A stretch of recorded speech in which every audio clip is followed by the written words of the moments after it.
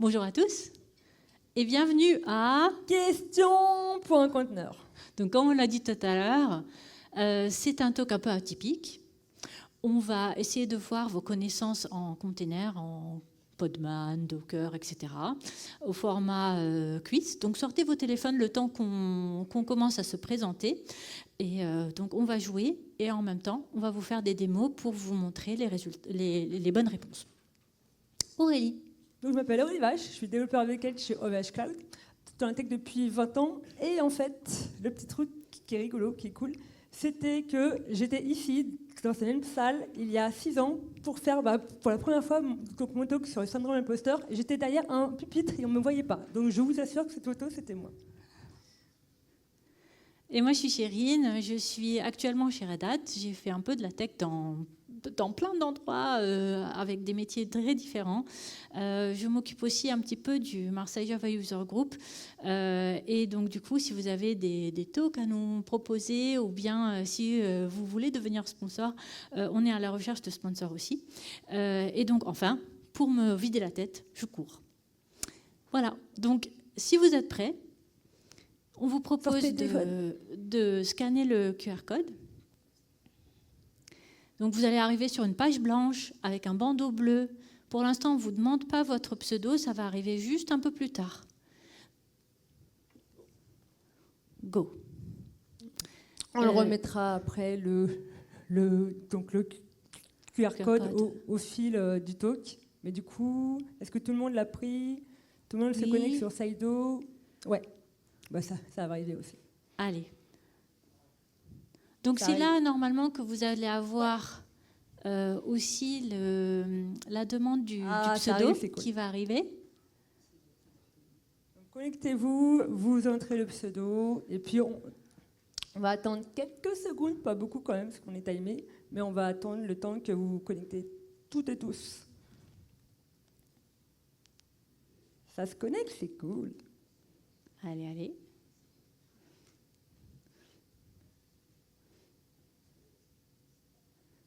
Est-ce qu'il y en a encore? Je regarde. Ouais, 46. Je pense qu'on va commencer. 48. Ça a l'air d'être bon. 51. 51. Allez, donc du coup, de toute façon, le QR code, il va continuer à apparaître quand même à chaque fois qu'on montre une question. Donc, vous n'hésitez pas à rejoindre le talk en cours de route. Donc, première question. OCI, qu'est-ce que c'est? Donc, Optimal Container Initiative, Open Container Image, Open Container Initiative ou Open Cloud Native Initiative. C'est très facile. Celle-là, c'est juste pour se réchauffer les pouces. Alors? OK. Donc, nous avons 50% de bonnes réponses. Donc, c'est la Open Container Initiative. Donc, bravo à Bilal. Et Manito. Et Thomas.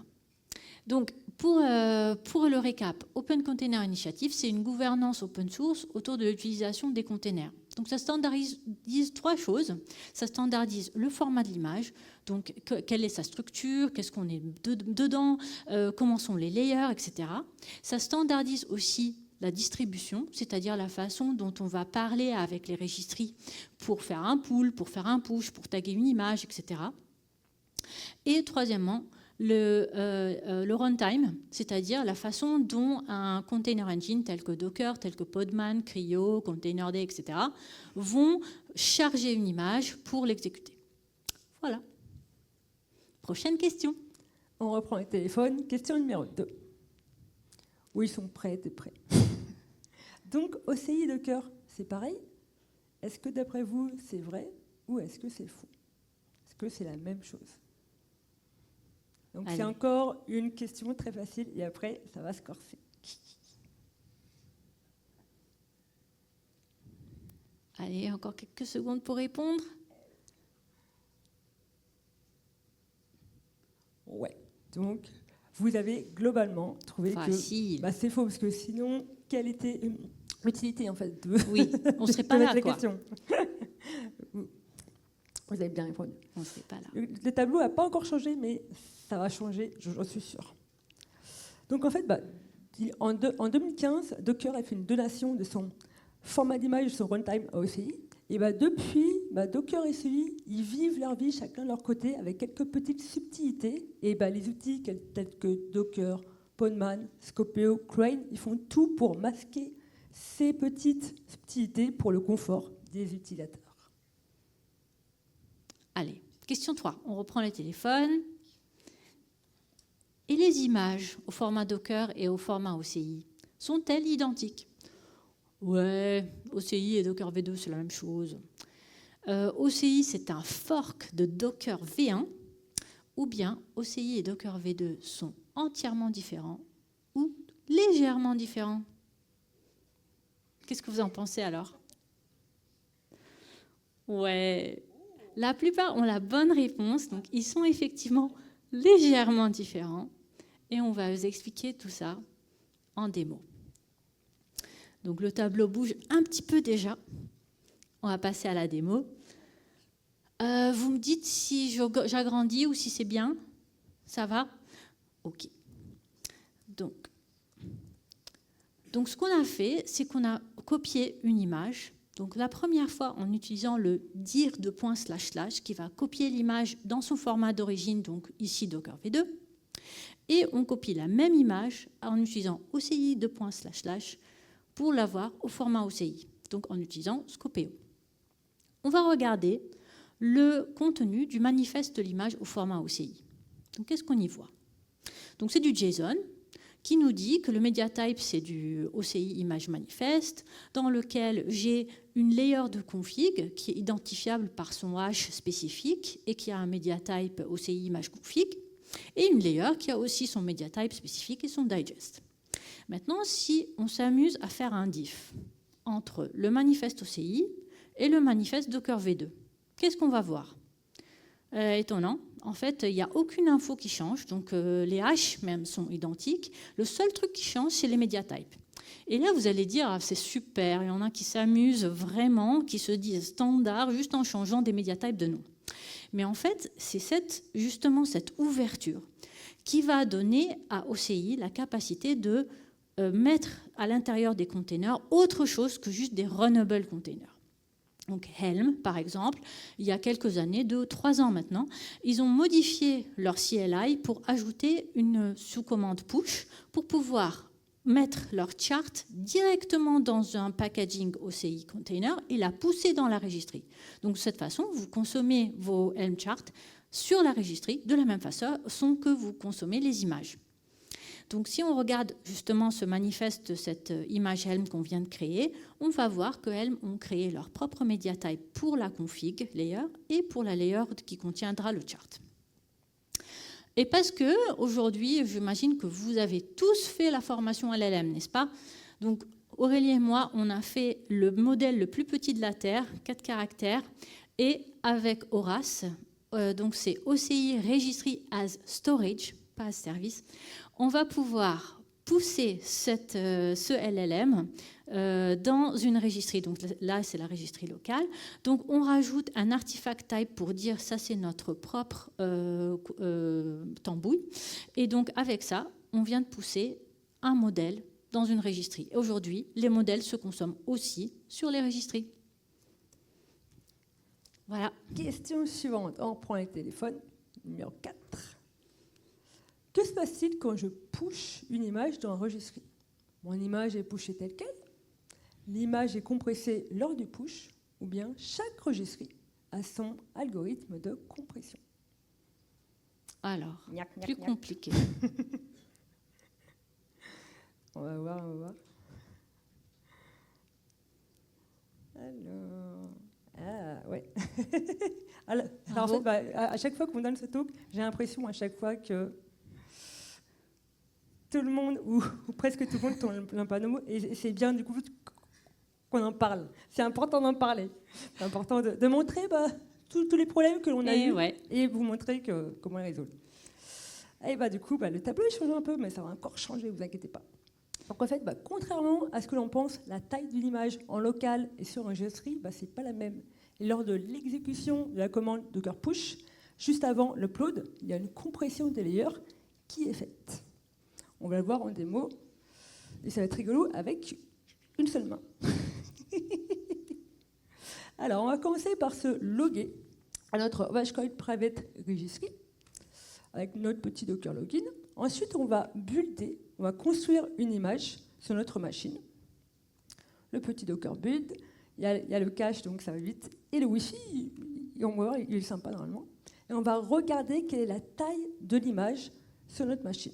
Donc là, elle fait 22 méga 6. OK.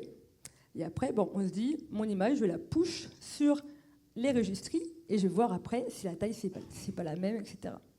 Donc là, l'image est pushée. Et ce qu'on va voir, on va vérifier quelle est sa taille sur deux registries, sur le private registry, et également, on va vérifier sa taille sur Docker Hub, voir si c'est également 22 mégas ou si c'est une autre taille, etc. Donc, là, on est sur le private registry. Je vais cliquer sur ma petite image, pouf, et là, vous voyez, sa taille, c'est 11 mégas. Donc déjà, entre local et registry, l'image a subi un petit régime, en fait, et a fait 11 mégas. Et si on compare donc, la même image qu'on a mis auparavant sur le Docker Hub, cette image a fait aussi 11 mégas. Donc la taille de l'image ne varie pas selon un registry. Donc en fait, chaque registry n'a pas son algorithme, mais ça va dépendre du client. On va le voir. Et en fait, il y a un petit tips. On peut changer l'algorithme de compression avec, par exemple, Funman. Je vous ai mis ici la petite commande avec le Funman push où on peut lui dire, au lieu d'utiliser gzip donc comme algorithme standard, on va utiliser un autre mode de compression qui est ZSTD, qui signifie Z standard. En fait, cet algorithme, vous pouvez l'utiliser quand vous avez des grosses images AI, LLM qui ont bien rangé à la cantine. Bah, vous pouvez l'utiliser parce que c'est un algo qui est très plus performant pour ces images-là. Et on peut le faire, bien sûr, pareil également avec Docker. Mais vous allez voir, la commande, c'est pas du tout la même. Elle aussi, je pense qu'elle a bien mangé à la cantine. Alors, je l'ai fait exprès. Je vous ai mis la commande avec tous les flags, tous les paramètres importants. Par exemple, là, on peut voir, on peut changer donc l'algorithme en lui disant c'est du ZSTD. On lui dit, donc la compression ici, on lui dit je veux changer le niveau de compression à 3. OK, ça on peut le faire. Et également, grâce à force compression égale à true, on lui dit même l'image de base, tu vas me la compresser avec cet algo-là. C'est pratique. Et en fait, ce qu'on peut faire, on peut regarder dans le manifeste ce que ça change de créer une image avec ce petit mode de compression. Et en fait, ce qui change, c'est juste à la fin son petit métatape. On peut savoir que notre image a bien été construite avec cet algo-là. C'est tout de mon côté. Super. Alors, ressortez les téléphones. Prochaine question. Ouais, hop. Donc, quand je supprime un répertoire dans mon Dockerfile en faisant un run rm-r/elm, par exemple, est-ce que la taille de l'image va diminuer? Est-ce qu'elle ne va pas changer? Est-ce qu'elle va quasiment pas changer? Ou est-ce qu'elle augmente même? À votre avis?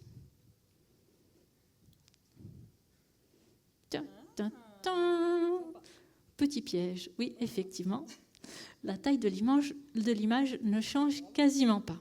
Oui, je sais, je joue sur les mots, mais je vais vous montrer pourquoi.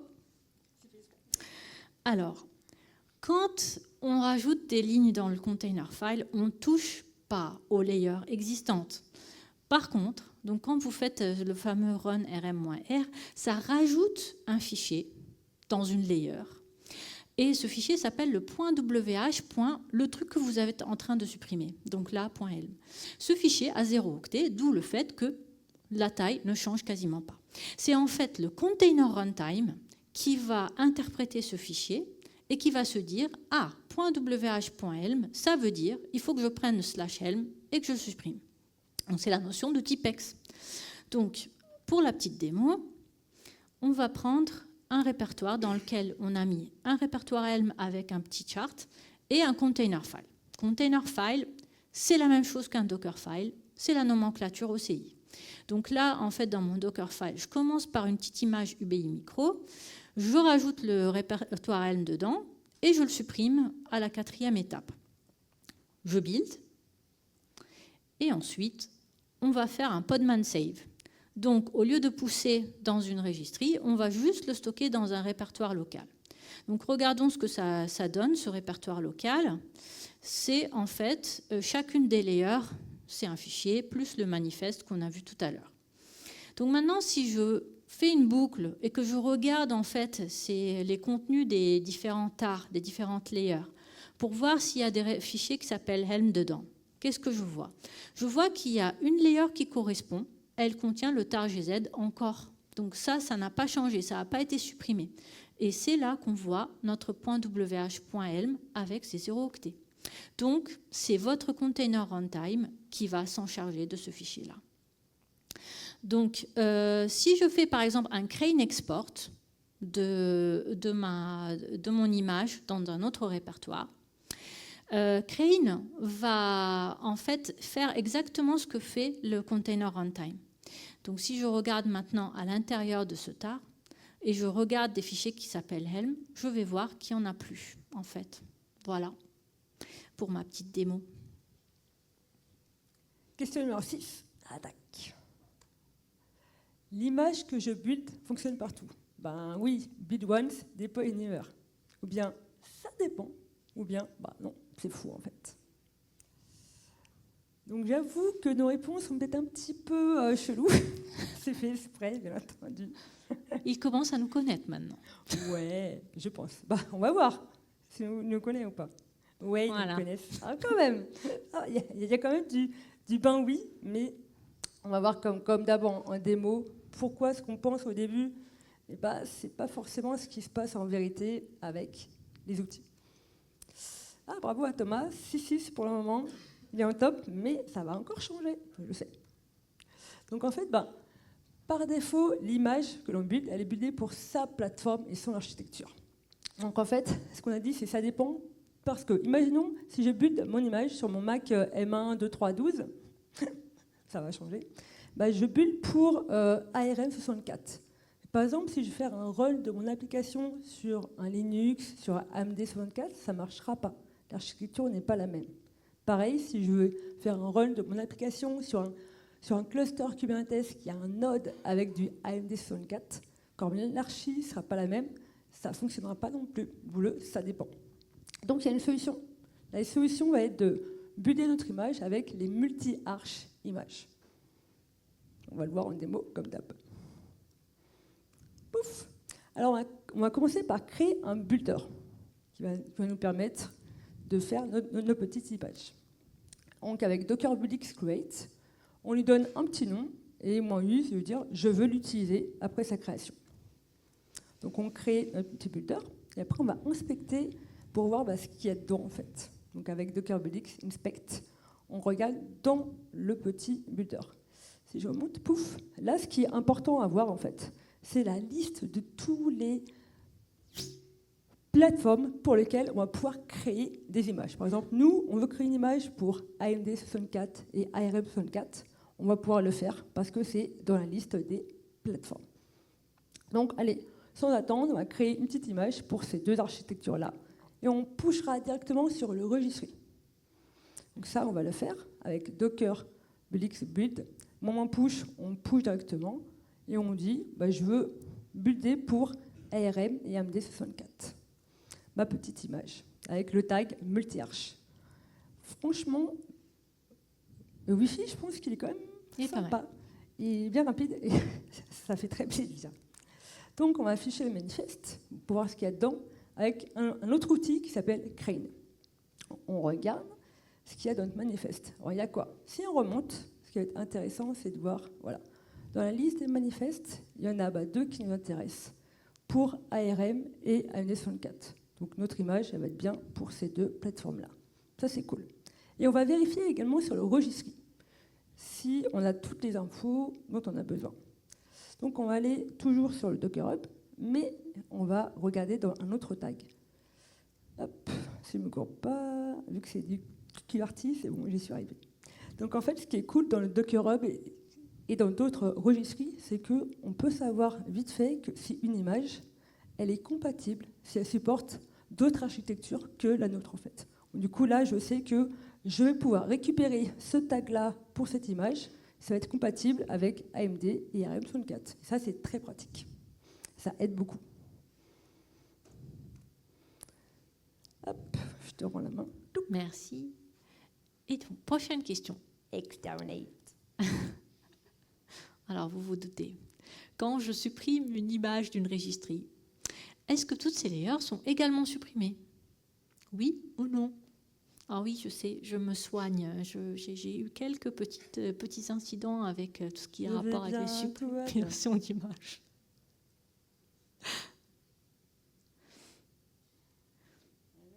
Alors, effectivement, les layers ne sont pas toutes supprimées. Et ça, c'est vrai pour 2 raisons, même pas pour une seule raison. Bravo Thomas, tiens la route. Donc en fait, la première raison pour laquelle ça ne marche pas, les layers ne se suppriment pas, c'est que en fait, les layers sont souvent partagés avec d'autres images. L'exemple le plus simple, c'est de prendre un tag de votre image, une nouvelle version, par exemple. Lorsque vous buildez la 1.01, par exemple, vous allez, admettons, changer le dernier binaire que vous ajoutez dedans. Donc les layers de base vont rester les mêmes. Par exemple, là, les rouges et les vertes sont les mêmes. Les bleus et les vertes sont différentes. Donc, quand je vais supprimer la 1.00 parce que j'en ai plus besoin, en fait, je ne peux pas supprimer la rouge et la verte parce qu'elles sont encore utilisées dans le tag 1.01. L'autre aussi exemple, c'est le cas d'une image de base, comme quand vous utilisez par exemple UBI Micro dans toutes vos images pour plein de microservices. Cette layer qui correspond à UBI Micro ne peut pas être supprimée, elle est partagée avec d'autres images. La deuxième raison pour laquelle ça ne peut pas se faire, c'est que cette opération n'est pas immédiate. Les registries, pour qu'elles se mettent vraiment à supprimer les layers, il faut qu'elles activent leur garbage collector. Entre-temps, les layers restent orphelines, mais elles sont là, elles sont encore là. Voilà, on va regarder ça en démo aussi. Donc, je fais une copie dans une registrie, donc la registrie d'OVH de tout à l'heure. Donc, je fais un scopeo copie. Le nom de la registrie est un petit peu long. Et je fais un remove signature. Si vous êtes intéressé de savoir pourquoi, venez me voir. Et là, on attend que l'image aille dans la registrie. Voilà. OK. Donc, on inspecte l'image. Ce qu'on voudrait regarder là, essentiellement, c'est 2 choses. C'est le digest de l'image et le digest d'une de ces layers. Donc, par exemple, ici, on voit que le digest de l'image, c'est le E8023. Et une de ces layers, c'est la 4C23, par exemple. Donc là, je vais supprimer cette image de la registrie. Je suis très basique, donc je vais faire un curl, je donne le verbe delete, et là, je parle API. En fait, j'utilise l'API OCI distribution. Et j'utilise le digest E80, on supprime. On vérifie. Est-ce que le tag existe encore dans la registrie? Donc, pour le vérifier, je refais mon scopeo inspect, comme tout à l'heure, en utilisant le tag latest. Et là, fatal. L'image n'existe plus, ce qui est normal. Maintenant, si je m'amuse à demander à la registrie le blob directement, c'est-à-dire le 4C23 là, qu'on voit encore en haut de la page. Donc là, pareil, j'utilise l'API de distribution directement et je passe le SHA-256 et là, miracle, je peux faire un curl et je peux puller ou bien downloader le blob. Il existe bien. Donc, il n'a pas été supprimé. Si je regarde directement dans le Harbor, ici, je vais voir qu'en termes de tag, il n'y en a aucun. Et en gros, ce qu'on peut regarder, si vous avez les droits administrateurs au Harbor ou à votre registry, ils ont tous cette possibilité-là. En fait, il faut soit faire un garbage collect now, soit il faut scheduler le garbage collector. Et voilà pour moi. Prochaine question. C'est bientôt la fin. Question numéro 8. avec cosign. Je répète, avec cosign. Quand je signe une image, la signature est une layer en plus de l'image, un nouveau tag ajouté à l'image, ou bien une copie de l'image. Il y a 10 questions, donc il faut gagner des points.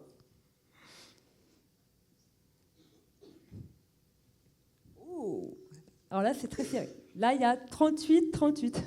C'est un piège, À votre avis, exactement. Est-ce que c'est un piège? C'est un piège dans lequel On tombe est tous. tombé, donc au moins on vous donne la solution. Est-ce que c'est une layer ou un nouveau tag? Est-ce qu'une layer, ça serait possible? Non. Parce qu'en fait, quand on rajoute une layer dans une image, on change l'image. Même son hash va changer. Donc, Et donc, du coup, la signature serait caduque. Donc, du coup, c'est bien un nouveau tag. Donc, bravo 30%, parce que celle-là, elle est dure. Celle-là, elle est dure. Donc, bravo. Du coup, ça a changé. Ah, pour l'instant, ça ne change pas encore. Thomas, Tom et Sylvain. Allez, Louisa et Stanley. Ouais, ça va aller. Donc, en fait, cosign, c'est quoi? Cosign, c'est un outil qui permet de signer une image, mais sans la modifier. Et en fait, il va créer une signature qui va être dans un tag. Et ce tag, il va être sur un format vraiment spécial qui commencera par SHA-256, le digest et .sig à la fin. Ce sera toujours pareil. Et on va le voir du coup avec une petite démo live. On va créer une petite signature, etc. On commence par générer une clé privée et une clé publique. OK, on le fait avec cosign generate keeper. Comme on est en démo, je ne vais pas mettre de mot de passe, mais si vous êtes en production, mettez des mots de passe, c'est super important. Mais là, je peux skipper.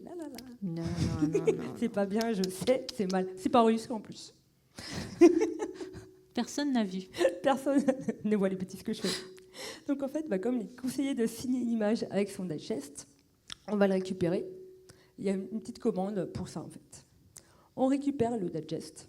Donc on le fait avec docker inspect et on va récupérer uniquement un champ. C'est le repo digest. Comme ça, on va avoir un un tagounet, je ne sais pas comment le dire. Donc c'est un digest. On va récupérer un petit digest qui déjà est grand.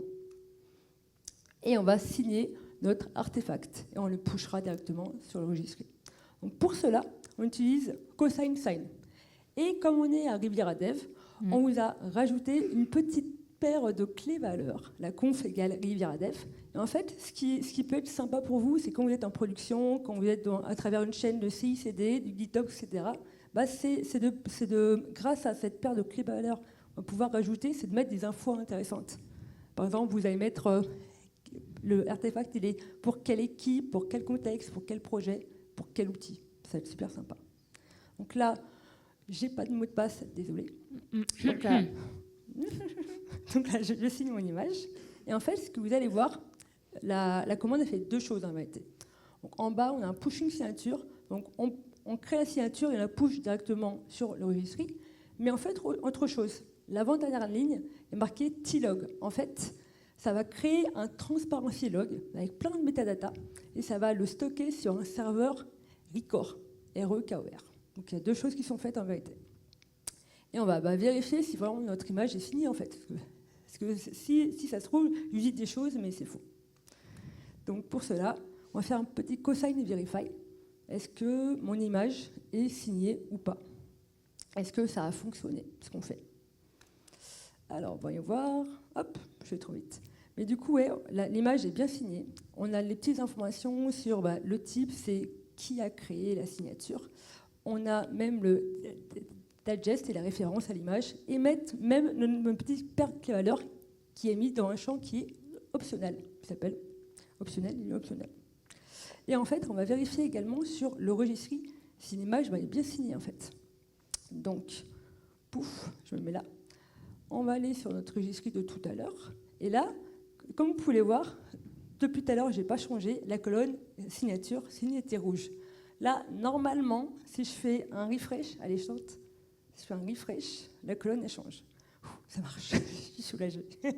Donc, il y a bien le registre qui a dit « Je suis d'accord, ton image, elle est signée, je suis content avec toi. » Et en plus, ce qui est cool, c'est aussi on clique sur un petit chevron, on a l'image qui est visible et qui est dans ce qu'ils appellent sur Abord, qui est dans un accessoire. Et si on clique dessus, on a des infos. on a le fameux tag. Le fameux tag dont on parlait tout à l'heure, il est là. Il commence par Charles 56 et il a aussi bien mangé à la cantine, il est long. Et en fait, si on n'a pas un registry sous la main, à un bord, on peut récupérer ce tag-là aussi d'une autre manière. On peut le faire grâce à la CLI de Cosign. Alors, je vous avoue que cette commande, elle n'a pas été simple à trouver. Il faut savoir qu'il faut faire Cosign triangulette pour récupérer un tag. Alors, ça aurait été mieux un petit get tag, mais non, c'est Cosign triangulette. Donc, on récupère le tag, le voici. Et en plus, on va inspecter le manifeste de ce tag-là, en fait, pour voir c'est quoi cette signature, etc. On utilise Crane Manifest pour regarder dedans. On va avoir quelques informations qui vont être très sympas à voir. Donc là, ce qui est cool à voir, on voit, donc c'est bien une signature qui a été créée avec Cosign. On a le digest et on a la signature qui est là. Et après, on va avoir un body payload avec pas mal d'informations, comme par exemple, on sait qu'on a le ID du transparency log. On a les infos pour faire un match du coup entre la signature et le log. Et pas mal d'infos sympas. Et on reprend les téléphones. Allez, prochaine question. Prochaine question, attention, il s'agit des Software Bill of Materials. Quels sont les formats open source de SBOM? SPDX, CycloneDX, TyphoonDX, SIFT. Il y a plusieurs bonnes réponses. Alors?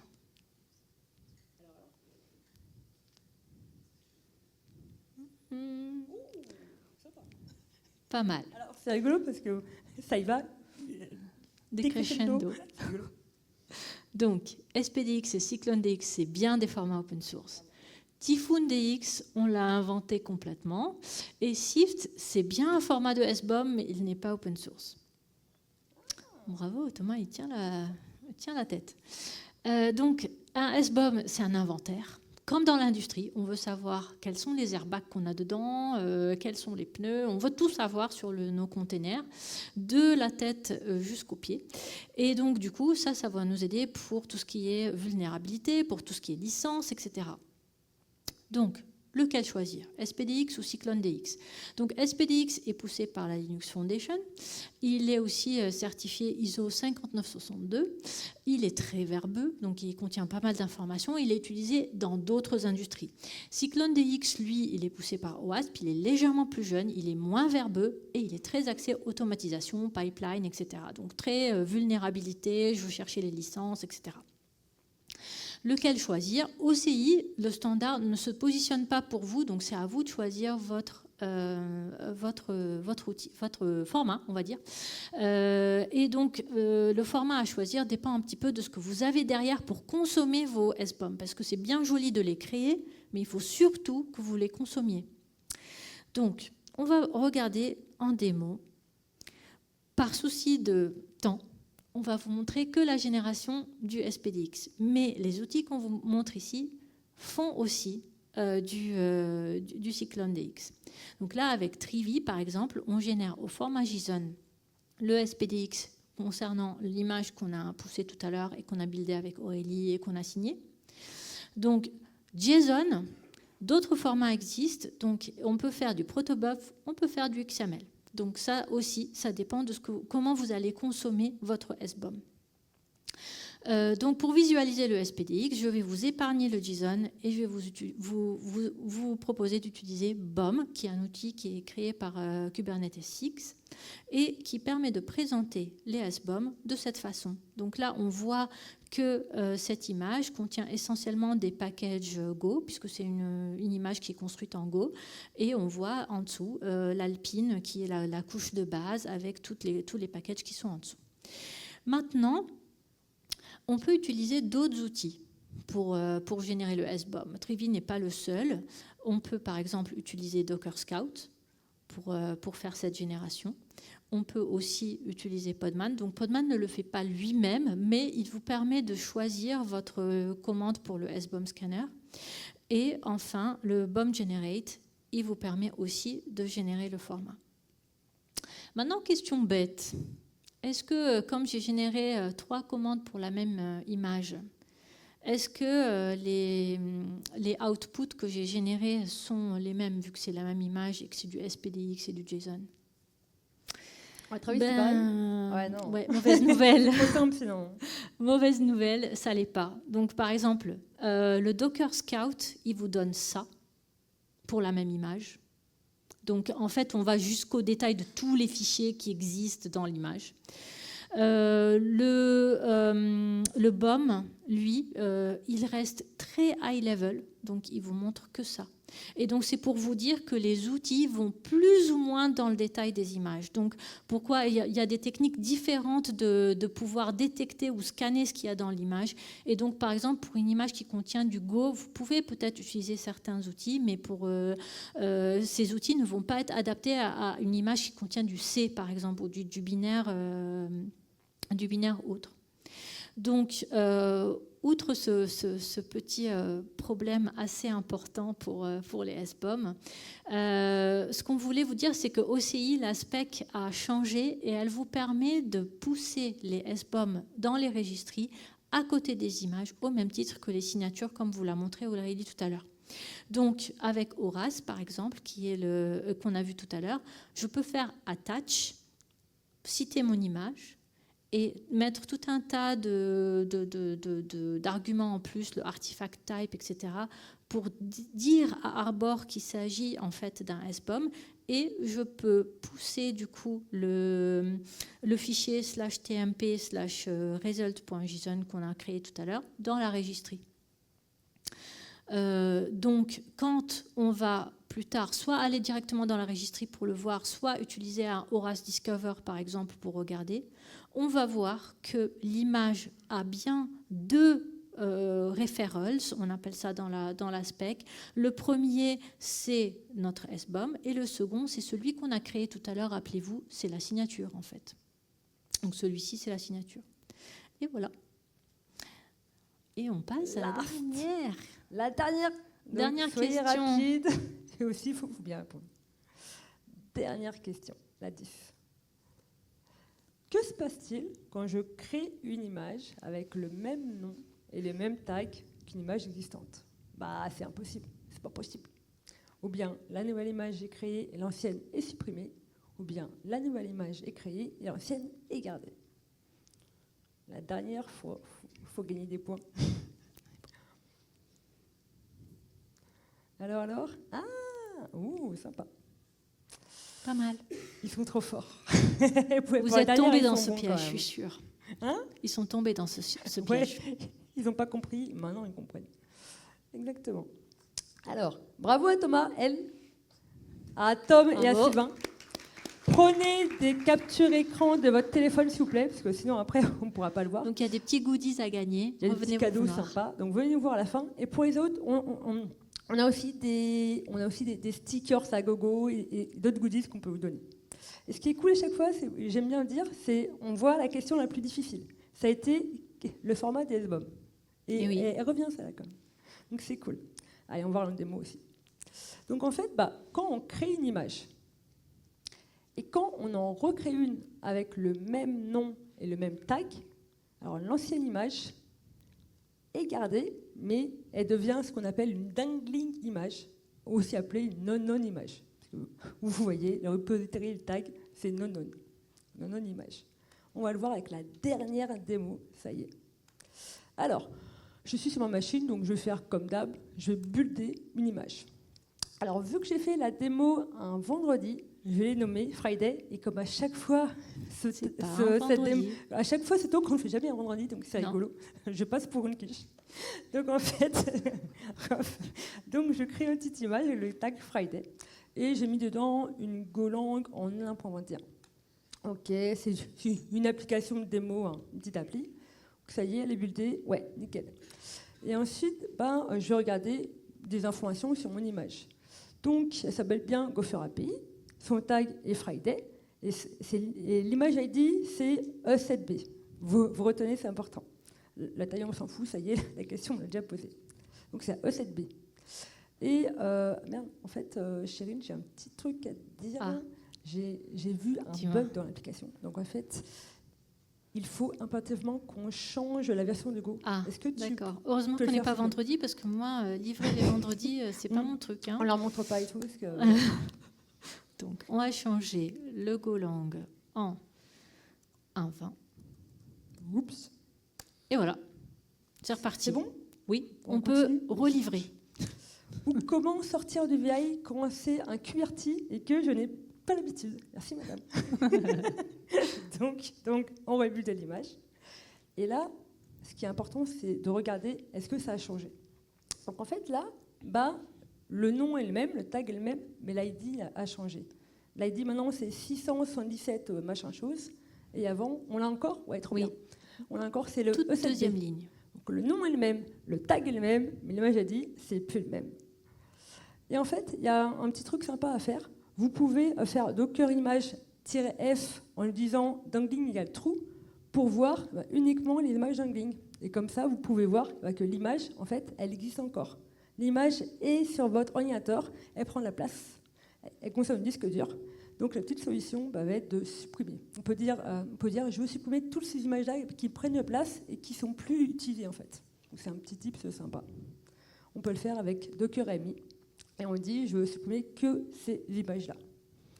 Hop, et c'est fait, c'est supprimé. Comme ça, j'ai de la place sur mon disque dur.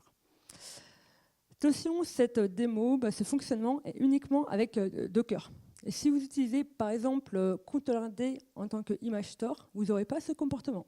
Donc vraiment, c'est un comportement uniquement lié à Docker en fait. Et c'est important quand même de le savoir parce que si ça prend de la place ou autre, ça peut être intéressant de se dire je sais maintenant pourquoi. Hop, on revient au petit slide. Alors même s'il n'y a plus de questions-réponses, on a quand même une dernière question à vous poser parce que c'est cool. Est-ce que vous vous souvenez des outils qu'on a utilisés? On a utilisé un paquet quand même. J'écoute. Scopeo. Scopeo. Kain. Rain. Ouais. Trevi. Cosine. Cosine. Ouais. OAS. Vim. Docker. Oui. Docker. Podman. Il y a manque un ou pas? Je crois qu'il y a manque un. Alors, ça Ouais, c'est notre petit cadeau pour tout le monde. Ouais, joli. En fait, on vous a fait exprès deux slides que vous pouvez prendre en photo pour garder un outil égal 1 ou 2 super pouvoirs. On était malines. Et parce qu'il y a en fait tellement d'outils dans l'écosystème, dans la galaxie des conteneurs, que c'est important de savoir quel outil utiliser pour quel cas d'utilisation en fait. Il y a énormément, tellement. Et oui. Et dans ce slide, donc du coup, ça rentrait pas. On en a fait un deuxième. Donc les deux superstars, on va dire, du talk, c'est quand même Docker et Podman, avec deux écosystèmes très riches. Donc il y a beaucoup de choses différentes à utiliser qui gravitent autour de Docker et autour de Podman. Voilà, faites-en bon usage. Hein? Le plus important en fait, c'est pas de dire ouais je fais du Docker ou Podman. Le plus important c'est d'utiliser les outils pour lesquels vous êtes à l'aise, pour lesquels vos équipes elles sont à l'aise, il y a le contexte, tout marche bien. Exactement. Et merci beaucoup à tous de nous avoir écoutés.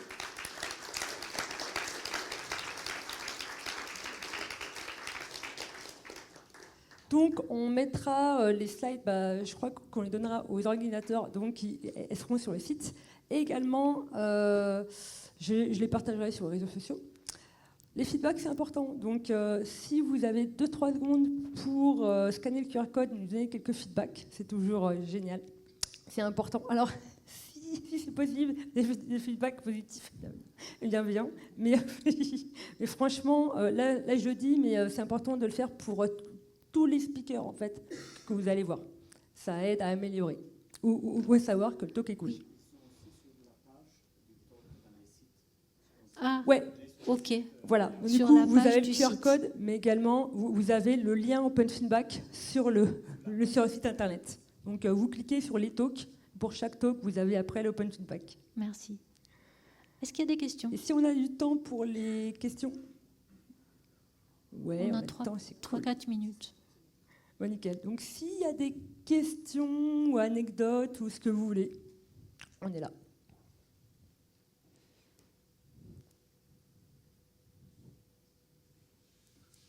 Oui. Ouais.